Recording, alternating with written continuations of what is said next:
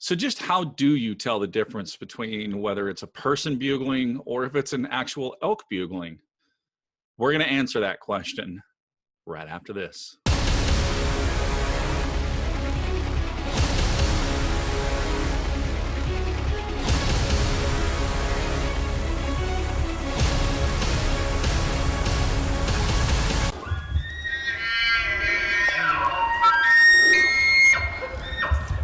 Hey everybody, Michael Batiste from the Elk Calling Academy, where we give you the blueprint for success in the elk woods.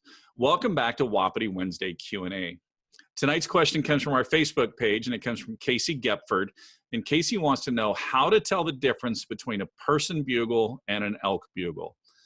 Now, obviously, there are some times where it's really, really easy to tell if it's a person bugling, and it could be that they're using an external reed bugle that is really fluty or pitchy.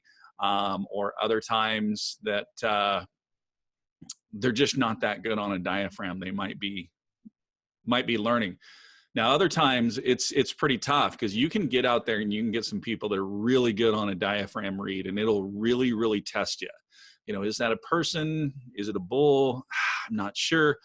We've been there, especially from a distance, because from a distance, you're only hearing the higher notes. And like I said, people that are really good on a diaphragm reed can fool you on those higher notes, especially at a distance. Now, as you start getting closer and you start hearing those bottom notes, that to me is usually a good indication of whether it's a person or a bull. Bulls will get this bottom end at the start of their bugle, or even when they finish a bugle, that is really, really tough for us as humans to duplicate or imitate. So typically for me, I need to get close enough to where I can hear that bottom end. Now, what's close enough? That's going to vary from person to person and how well you hear at different frequency levels. Some people are going to have to get a little bit closer before they hear that bottom end. Other people will catch on at much farther away. Now, there have been times we've all been fooled that, you know, we would have bet money that that was a bull or that that was a person, only to find that it was the opposite from what we were thinking. But generally, most of the time, if you focus on that bottom end, and what I mean by that bottom end, when they finish that bugle,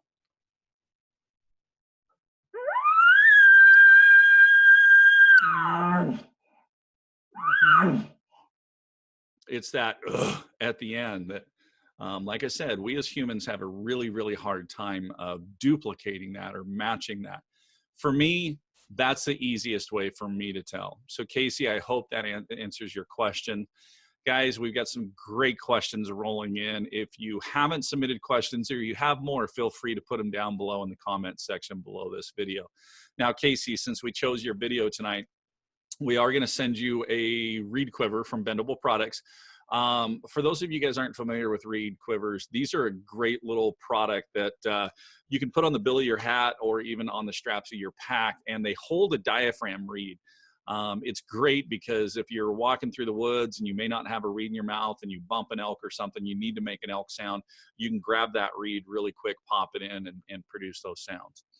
All right, guys, as always, we appreciate you tuning into the Wapiti Wednesday Q&A.